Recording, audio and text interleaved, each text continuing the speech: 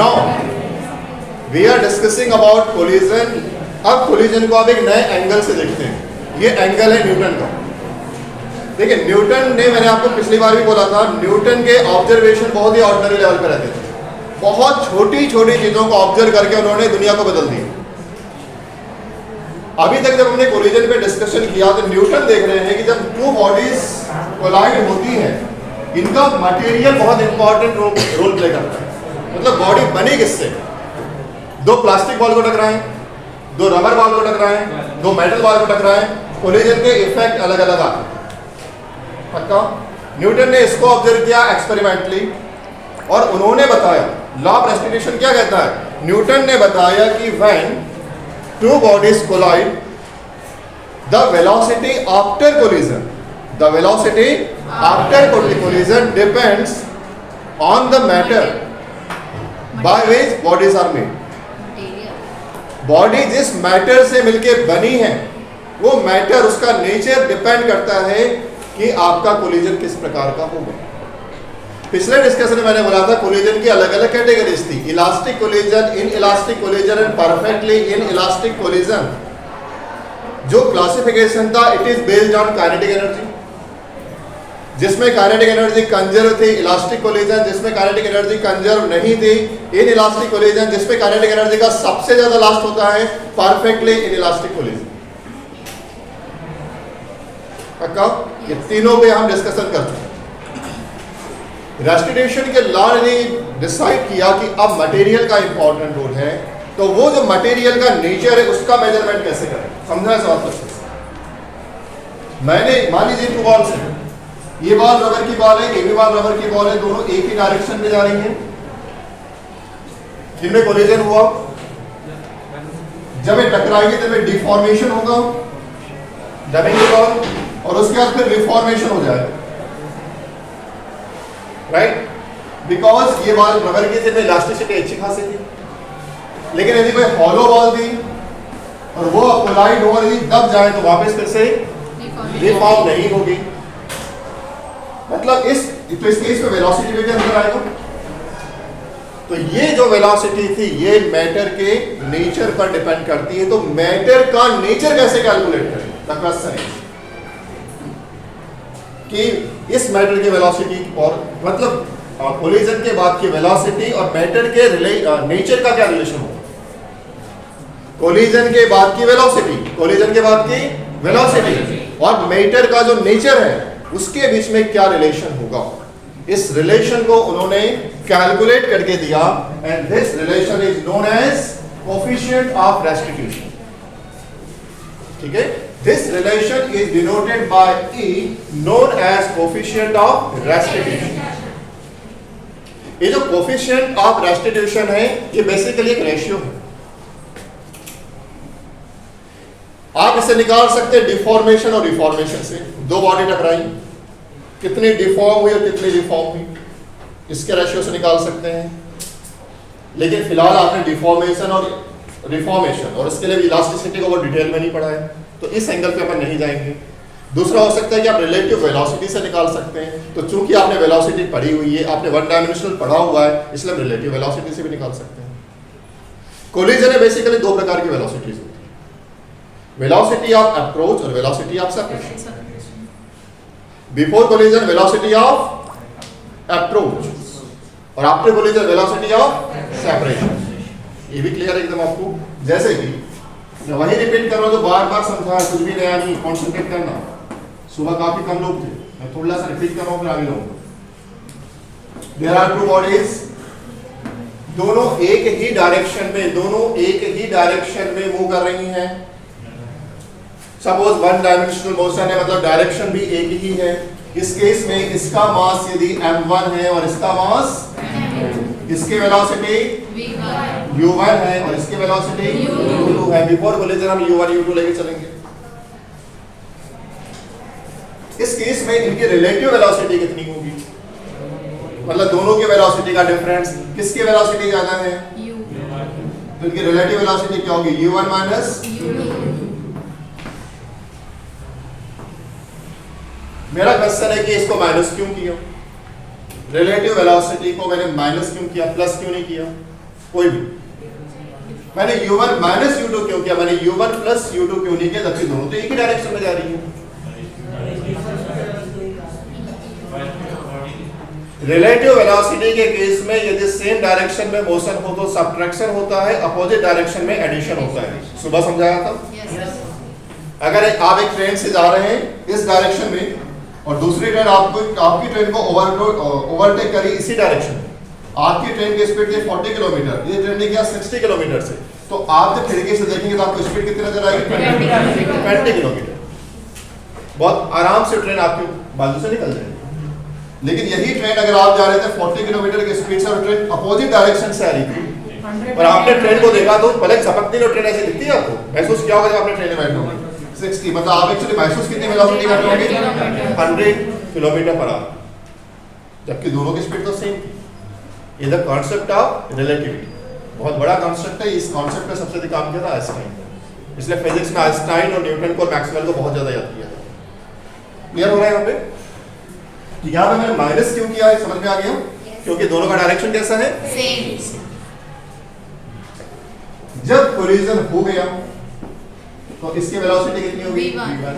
इसकी वेलोसिटी कितनी होगी? v2। मास तो वही मान के चल रहे हैं, m1 और m2, तो इनकी रिलेटिव वेलोसिटी कितनी होगी? v1 माइनस v2 लिखोगे, v2 minus v1, v2 minus v1 लिखूंगा। Why? Because velocity of v2 is greater. After collision इसकी वेलोसिटी इंक्रीज हो जाएगी और इसकी वेलोसिटी डिक्रीज हो जाएगी। याद है डिफॉर्मेशन वाला कॉन्सेप्ट, जब दो बॉडी टकराएंगी तो डिफॉर्मेशन होगा, कुछ ऐसी बैंड होगी। अगर इलास्टिसिटी है तो वापस डिफॉर्मेशन होगी, इसके रिफॉर्मेशन पे इस पे फोर्स इधर लगेगा और इसके रिफॉर्मेशन पे इस पे फोर्स इधर लगेगा, लेकिन मोशन तो इधर ही है। अब इस पे मोशन इधर, इस बॉडी के लिए मोशन इधर है, फोर्स इधर लग रहा है, तो इसकी वेलोसिटी कम होगी कि ज्यादा? कम। इसकी वेलोसिटी इधर है, फोर्स भी इधर ही लग रहा है, तो इसकी वेलोसिटी क्या होगी? बढ़ेगी। इसलिए इसकी वेलोसिटी बढ़ जाएगी, इसकी कम हो जाएगी। v2 v1 से ज्यादा हो जाएगा, इसलिए v2 माइनस v1। पक्की बात? न्यूटन ये कहते हैं हमसे कि इन दोनों का जो रेशियो है वो है कोफिशिएंट ऑफ रेस्टिट्यूशन। इन दोनों का रेशियो मटेरियल के नेचर को बताता है। Velocity, relative velocity, not velocity, relative velocity before collision and relative velocity after collision का जो रेशियो है वो कोलाइड होने वाली बॉडीज के मटेरियल के नेचर के बारे में इंफॉर्मेशन देता है। क्योंकि जो E है कोफिशिएंट ऑफ रेस्टिट्यूशन है वो मैटर के नेचर का मेजरमेंट, मैटर का मेजरमेंट नहीं है, मैटर के नेचर का मेजरमेंट। वो कितना इलास्टिक। इस केस में जब हम E को कैलकुलेट किए थे, सुबह किया था v2 minus v1 upon u1 minus u2। u1 minus it is coefficient of restitution by Newton। आया समझ में सभी को? अब देखिए, आपने जो E कैलकुलेट किया, इस E के साथ तीन पॉसिबिलिटीज हो सकती है कि जो मटेरियल है, E तो मटेरियल कैलकुलेट कर रहा है, नेचर ऑफ मटेरियल कैलकुलेट कर रहा है ना, measurement of nature of material. इस केस में वो मटेरियल परफेक्टली इलास्टिक हो सकता है, तो उस केस में उसका जो कोलिजन होगा कैसा होगा? इलास्टिक कोलिजन होगा। या वो मटेरियल हो सकता है कि बिल्कुल भी इलास्टिक ना हो, तो परफेक्टली इनइलास्टिक कोलिजन भी हो सकता है, या इसके बीच की कहानी भी हो सकती है। इस केस में E कैसे वर्क करेगा, न्यूटन ने इसको एक्सपेरिमेंटली कैलकुलेट करके हमको बताया। ठीक है, तो अब इस E की तीन वैल्यू मैंने सुबह दी थी, याद है आपको? पहले वैल्यू किसके लिए थी? Elastic collision for elastic collision. कितना था? सेकंड मैंने आपको दिया था फॉर इलास्टिक कोलिजन।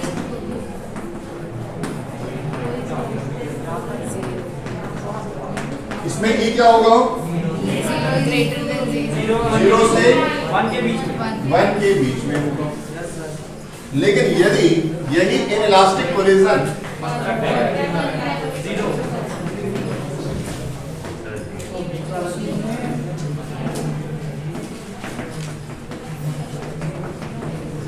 इस केस में ई की वैल्यू क्या होगी? तो ये ई क्या बता रहा है बार बार समझो, नेचर ऑफ मटेरियल।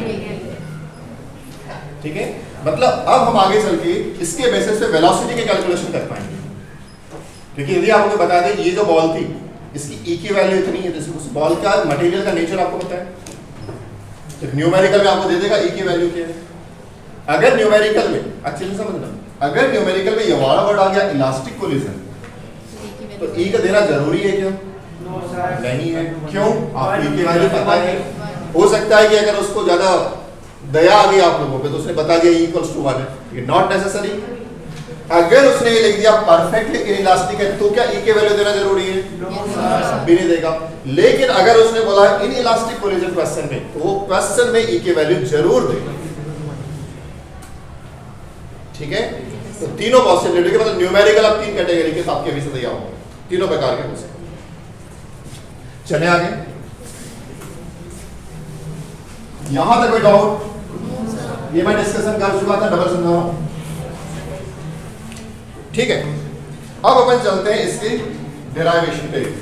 मॉर्निंग पे जो हमने कैलकुलेशंस किए थे वो फॉर्मूला हम कैसे अचीव कर सकते हैं with the help of concept of restitution, right?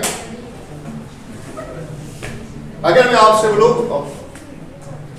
Linear momentum before collision और लीनियर मोमेंटम आफ्टर कोलिजन सारे केसेस में सेम होता है, क्या आप नाराज हो जाएंगे? यदि मैं आपसे बोलूं linear momentum before collision and linear momentum after collision सभी टाइप के कोलिजन में कंजर्व रहता है, तो क्या आप उससे एग्री होंगे? होंगे एग्री? तो इस केस में लीनियर मोमेंटम बिफोर कोलिजन क्या था? m1 u1 plus m2 u2 किसके इक्वल होगा?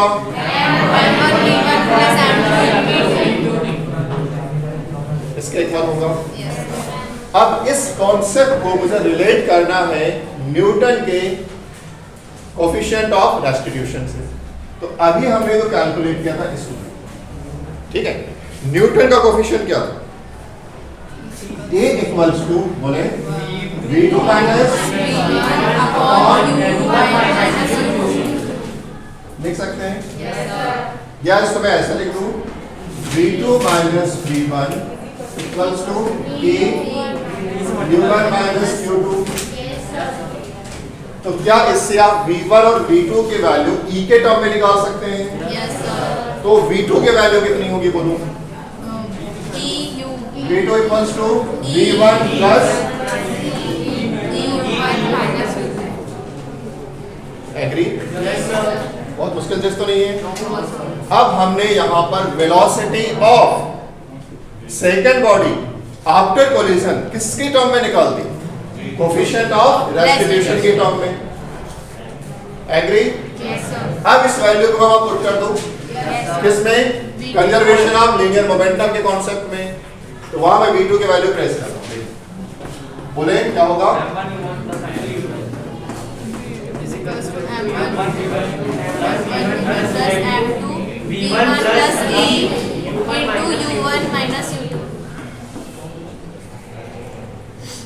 एकदम क्लियर? कौन सी चीज कहां से आ रही, सबको क्लियर हो रही है पूरी क्लास को? नो, अब इसको मल्टीप्लाई करके पहले तो उसको सिंपलीफाई कर लेते हैं। क्या हो जाएगा? m1 u1 plus m1 v1 plus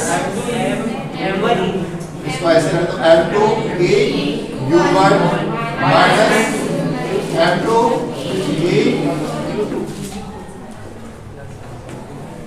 पक्का? हमें कैलकुलेशन किसका करना था? v1 का। कैलकुलेशन किसका करना था? वेलोसिटी हमको किसके निकालनी है? Velocity of first body after collision. हमें पता करना है कि पहली बॉडी की वेलोसिटी कोलिजन के बाद कितनी होगी। We want to calculate v1, तो v1 v1 एक्साइड कर दें? कर दें? Yes, sir. या फिर एक काम कर सकते हैं, तो चलो ठीक है वैसे ही करते हैं।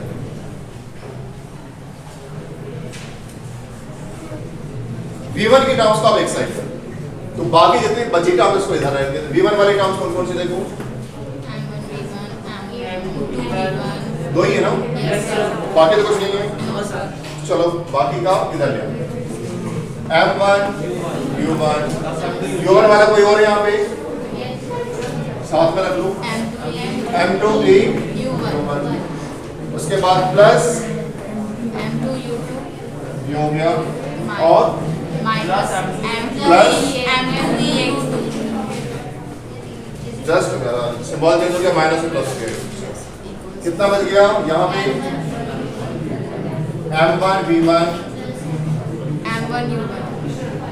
नहीं M2 V1. M2 V1. ठीक है यहाँ तक क्लास में है सभी Yes, sir. क्लास में है नो अब यहाँ से U1 बाहर कर सकते हो U1 बाहर करने पे क्या होगा बोलो M1 minus E. यहाँ से U2 बाहर कर दो क्या हो जाएगा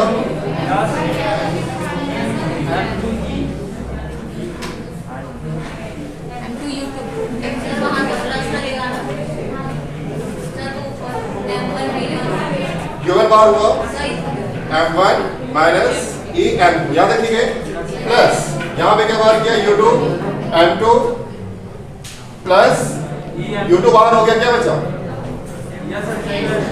सर वो M1 V1 प्लस लगेगा. अच्छा यहाँ Yes, sir. यहाँ पे बाहर क्या होगा V1 V1 M1 plus M2 upon us. तो V1 की वैल्यू तो निकल गई ना आपकी V1 क्या होगा बोलो V1 equals to M1 minus ठीक है plus U2 M2 plus M2 भी बाहर करके अच्छा लगेगा ठीक है क्या हो जाएगा 1 plus E agree upon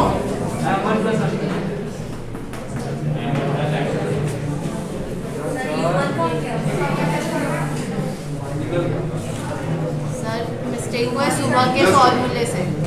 just minute यहाँ U1 आएगा ये वाले स्टेप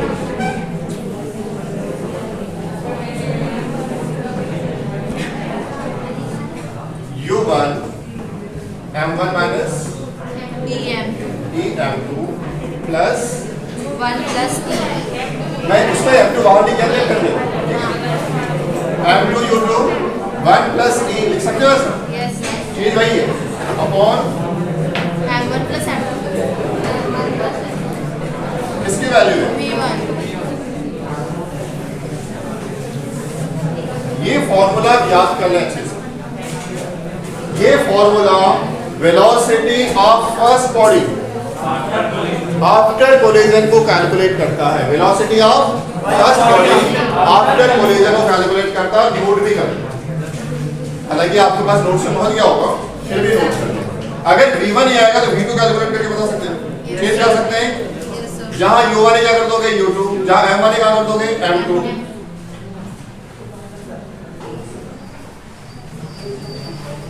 बोले V2 कितना होगा आप बताएं M2 minus E M1 M2 U2 M2 minus E M1 plus M1 plus U1 plus 1 plus E upon M1 plus M2. सुबह ये फॉर्मूला फॉर्मेट थोड़ा velocity of second body after collision अब आकाश मिश्रा ये बताओ कि बेटा ये वाले जो V1 और V2 है ये इलास्टिक के लिए निकाला या इन इलास्टिक के लिए निकाला प्लीज हाँ stand up and give the answer ये इलास्टिक के लिए निकाला ये इन इलास्टिक के लिए निकाला आदित्य कोहली बेटा ये कैलकुलेशन इलास्टिक कोलिजन के लिए इन इलास्टिक के लिए क्लास में कोई आंसर देना चाहेगा क्या बेटा बोले वेरी गुड बैठे डोंट बी ऑल स्मार्ट बैठो मैंने आपसे बोला था कि मैं अब नाम लेके बुलाने वाला हूँ सारे मैसेज चलेगा, सब कुछ अपलोड करने वाला। इट्स ओके, इस क्लास में जो भी होगा सब अपलोड होगा। दैट्स वाई क्लास में 100% प्रेजेंट रहे, नाम लेकर के आप पूछ करके सारी रिपोर्ट जाएगी। ये दोनों collision, because we are studying about coefficient of restitution by Newton, by any तो किसी भी प्रकार के कोलिजन पे अप्लाई होगा, क्योंकि ई आपने डाल दिया ना, ई कवर कर लेगा सारे इसके। ई रिस्पॉन्सिबल है कि वो इलास्टिक है, इनइलास्टिक है, परफेक्टली इलास्टिक है, ये ई का टेंशन है। अगर आपको न्यूमेरिकल में दे दिया कि इलास्टिक है, ई की वैल्यू 1 कर दो, ई की वैल्यू 1 कर दो, तो वही फॉर्मूला मिलेगा जो आप पहले डराइव कर चुके हो। ठीक है, ये फॉर्मूला ज्यादा इफेक्टिव है जो किसी भी प्रकार के कोलिजन के और किसी भी प्रकार के न्यूमेरिकल में काम करता है। ये हुआ कंपटीशन लेवल का फॉर्मूला। इसके पहले जो था एकेडमिक था। आप समझे, हम आपको दोनों प्रकार का नॉलेज दे रहे हैं, एक दे रहे हैं एकेडमिक वाला, दूसरा कंपटीशन। ये फॉर्मूला आपको किसी भी प्रकार के न्यूमेरिकल से बाहर निकालेगा। Is it clear? 100%?